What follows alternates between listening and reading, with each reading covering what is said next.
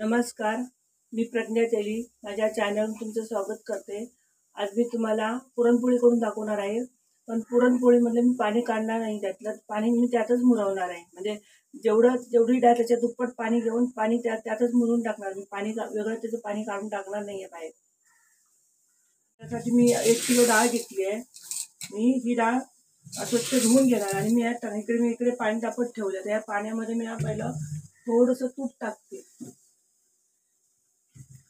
या पाण्यामध्ये थोडंसं मी तूप टाकणार आहे। हे बघा, थोडंसं टाकायचं, जास्त नाही टाकायचं तूप। आणि थोडंसं मी पाण्याला चांगली उकळी करून घ्यायची।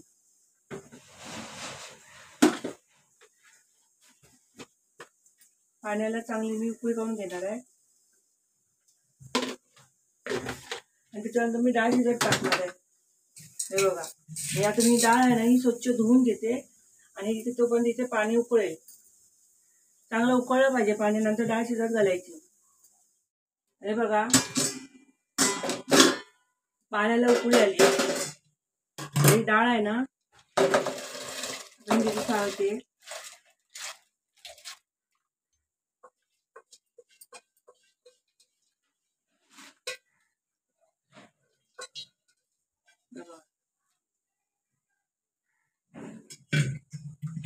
आणि ढवळायची। घातल्यानं जाऊन खाली चिपकते ती, परत तिने घातल्यानंतर लगेच ढवळायची 2-3 मिनिटं, जाऊन खाली चिपकते डाळ।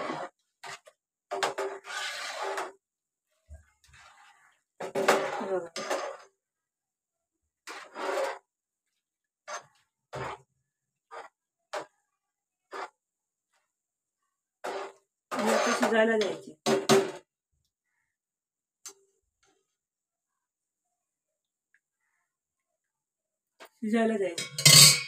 हे झाकण आहे ना अर्ध ठेवायचं, थोडंसं पोकळ ठेवायचं, कारण ना पाणी नाही तर शिजत ठेवलं ना बाहेर येतं। पूर्ण झाकून ठेवलं की थोडंसं पोकळ ठेवायचं, शिजायला द्यायची आणि मध्ये मध्ये चेक करायची। आणि हे बघा, ते शिजेपर्यंत ना मी वेलची आणि सुंठ बारीक करून घेणार आहे। आणि हे 1 किलो पिठासाठी 1 किलो गूळ, पण मी 1 किलो गुळातलं थोडंसं काढून ठेवणार, कारण 1 किलोला 1 किलो गूळ घातलं तर जास्त गोड होतात पुरणपोळ्या। आमच्याकडे जास्त गोड पुरणपोळ्या आवडत नाही, म्हणून थोडंसं कधी म्हणजे 10-15 ग्रॅम त्यातलं काढून ठेवायचं। 1 किलोला 1 किलो घातलं की जास्त गोड होतात। हे चांगलं ढवळून घ्यायचं, शिजत ठेवायचं, म्हणजे मध्ये मध्ये चेक करणार। डाळ मी पूर्णपणे शिजवून घेतली, मी मध्ये मध्ये दाखवलं नाही तुम्हाला शिजवताना, कारण बघा पूर्ण शिजवून घेतली आहे डाळ। आता ना मी यात गूळ घालणार आहे। हे बघा, मी 1 किलो मधलं थोडंसं गूळ, थोडंसं एवढ्या तुकडा काढून ठेवणार, म्हणजे नाहीतर जास्त गोड होतं पुरणपोळ्या। आता मी हे पूर्ण मिक्स करून त्याच्यात गूळ सगळं ते आटून घ्या। मी त्यातलं पाणी वगैरे काहीच काढलं नाहीये।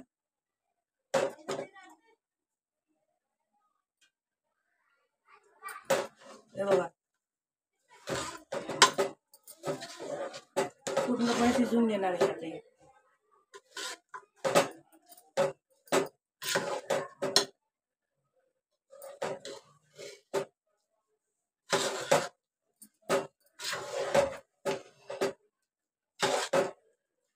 हे बघा, चांगलं होऊन द्यायचं। गॅसचा आता मीडियम ठेवायचा, अजिबात फास्ट करायचं नाही, पटकन लागणार खाली। ही वेलची बारीक करून घेतलेली, ही वेलची मी त्यातनं चाळून टाकते।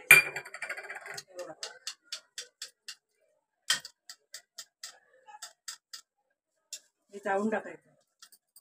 हे उरलेलं असतं ना की चहाच्या पावडर मध्ये टाकलं तरी चालेल।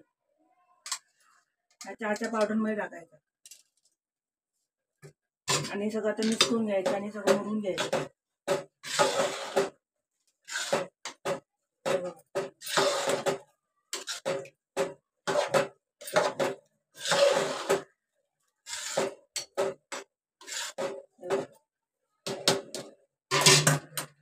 हे आता मी शिजून सगळं ह्या गूळ त्यात मुरून घेणार आहे। बघा, मी मैदा घेतलाय, या मैद्यामध्ये मी जेवढा मैदा घेतला ना त्याच्या पावभागाने मी गव्हाचं पीठ घेतले. त्यात मी आता थोडीशी हळद घालणार आहे. हे बघा, त्यात हळद घालणार आहे.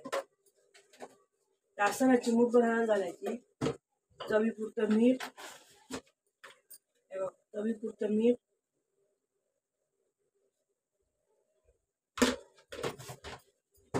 आणि हे बघा, हे दोन मोठे डाव आहेत, म्हणजे चमचा आहे हा. त्याचा मी त्याला वाकडं करून असं बनवलंय. हे 2 भरून मोठे हे तेल घालणार आहे. असं एवढं भरून तेल घालणार आणि हे सगळं पिठाला चोळून घ्यायचं आणि नंतर पीठ मळणार.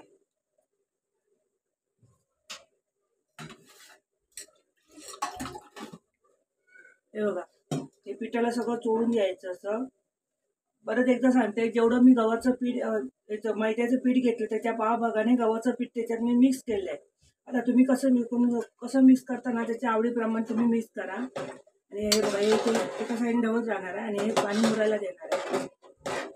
तोपर्यंत मी हे पीठ मळून ठेवणार का पीठ चांगलं मुरलं पाहिजे. हे बघा, हे सगळं पिठामध्ये चोळून घेणार आहे आणि हे पीठ मळणार आहे.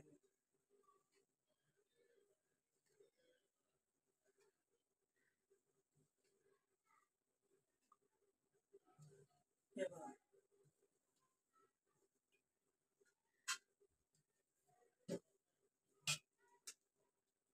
चांगलं चोळून घ्यायचं.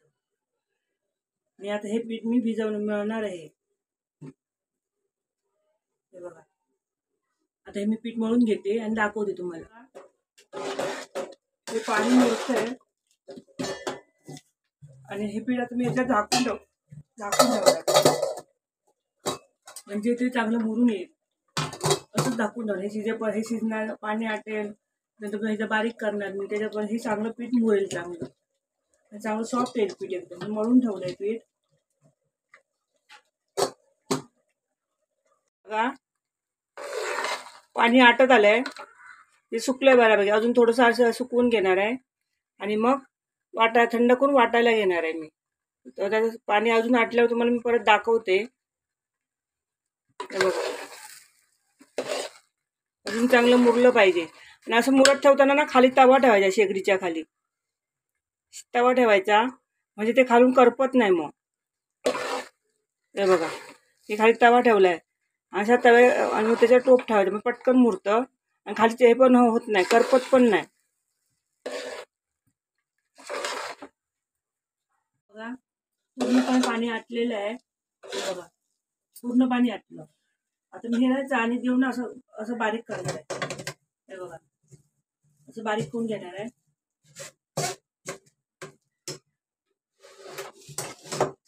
असं बारीक करून घेणार.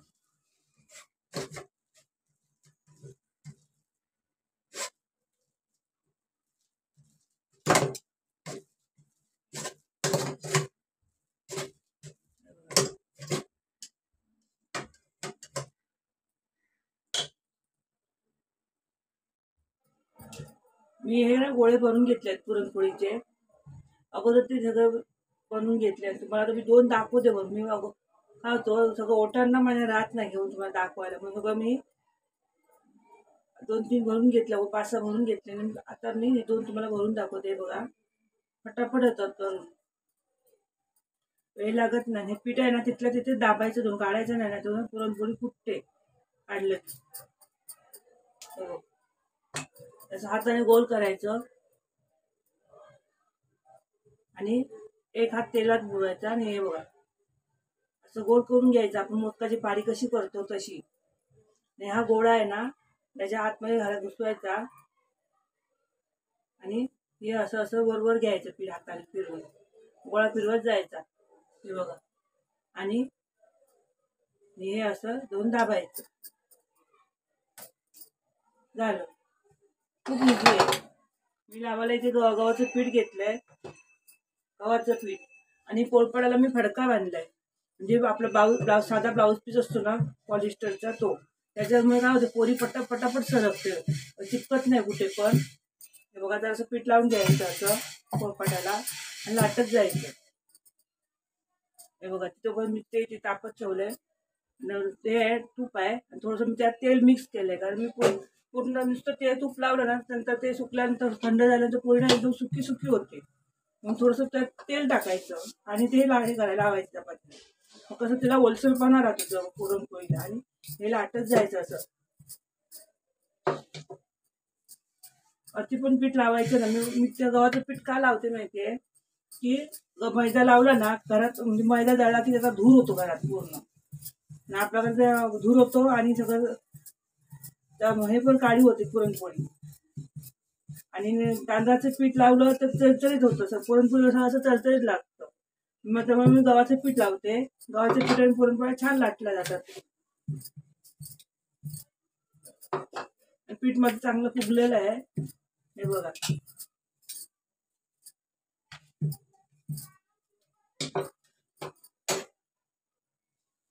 इथे मी तेल तूप टाकून घेते. तेल आणि तूप म्हणजे मिक्स केलेलं आहे. एकदम अति पण टाकायचं नाही, पुरणपोळी पूर्णपणे भाजायला द्यायची, नंतर तूप टाकायचं वर. काय होतं, अगोदर टाकलं ना तूप, भाजली तर ती कच्चीच दिसते पुरणपोळी. मग असं वाटतं की पुरणपोळी कच्चीच आहे, भाजली नाहीये चांगली.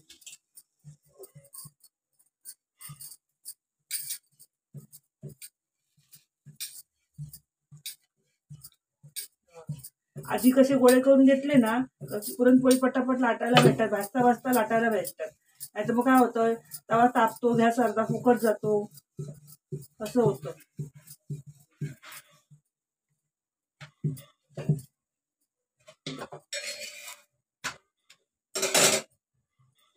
आणि मी लोकांनी असं पण नाही बघा, मी तव्यावर भाजते रोज नेहमीच्या. विड्याच्या तव्यावर भाजते, म्हणजे चपाती पुरण हे पण होत नाही. कोण कोण निलेच्या तव्यावर भाजतात, कोण हे होतं. मी लोखंडी विड्याच्या तव्यावर भाजते, म्हणजे व्यवस्थित, तरी पण त्या व्यवस्थित आणि चांगल्या फुगतायत बघा. हे बघा, जास्त उलटा पालट पण करायची नाही पुरणपोळीची. आता तवा हा ना चांगला तापला, आणि त्यात आता मीडियम करायचं, जास्त फास्ट नाही ठेवायचं. एकदा तवा तापला ना, आणि बिड्याचा तवा कसा तापला ना तर जास्त वेळ गरम राहतो, थंड होत नाही सहजासहज. हे बघा,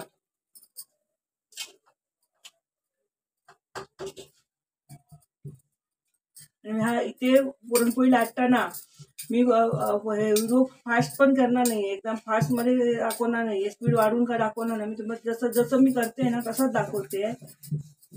हे बघा,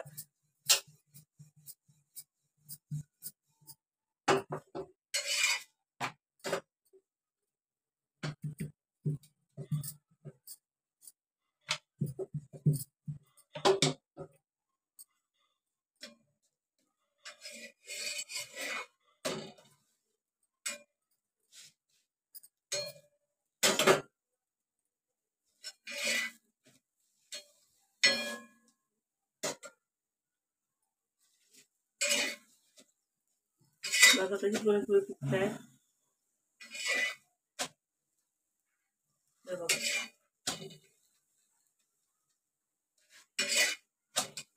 मस्त व्यवस्थित अशा फुगून भाजून घ्यायच्या. पोळी पूर्णपणे भाजली ना की तुम्हाला जसं आवडेल तसं तुम्ही तिथे मग त्याला तूप लावा.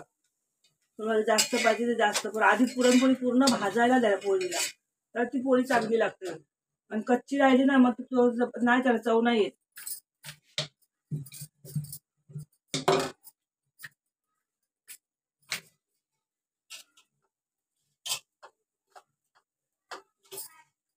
हे बघा,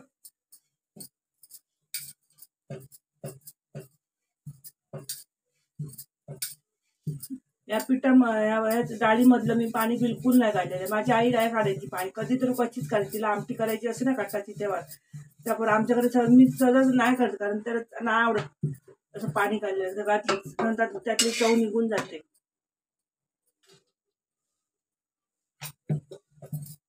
डाळीची हे बघा, पूर्णपणे भाजायला द्यायचा.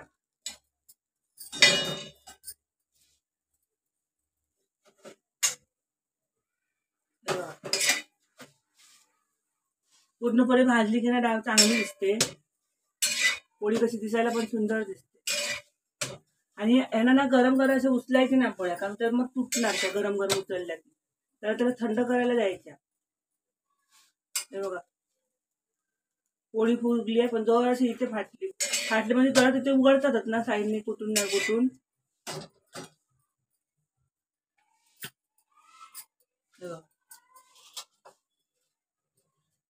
मी कुठे भाजायच्या अगोदर तेल टाकलेलं नाही, पूर्णपणे पोळी भाजायला द्यायची. नंतर तुम्हाला जे पाहिजे तेवढं तेल लावा तुमच्या आवडीप्रमाणे.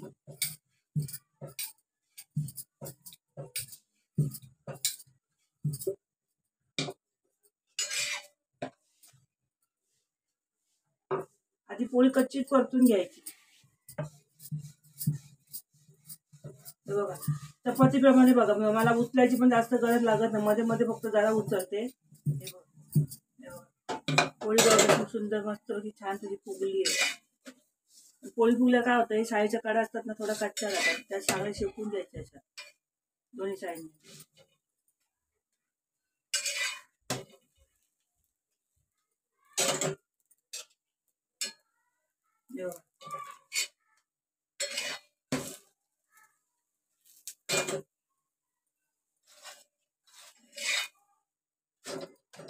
अशा मी सगळ्या आता पोळ्या करून घेणार आहे. बघा मी गेलेल्या ह्या पुरणपोळ्या तुम्हाला कशा वाटल्या मला कमेंट करून सांगा. माझ्या व्हिडिओला लाईक करा, शेअर करा, सबस्क्राईब करा आणि बेल आयकॉन क्लिक करा. अशाच नवनवीन रेसिपी तुमच्यासमोर मी घेऊन येत राहीन आणि प्लीज मला सपोर्ट करा आणि सेम असेच असे पुरणपोळ्या तुम्ही करून बघा. त्याला आता आपण भेटू पुढच्या व्हिडिओमध्ये नवीन रेसिपी घेऊन. तोपर्यंत बाय बाय.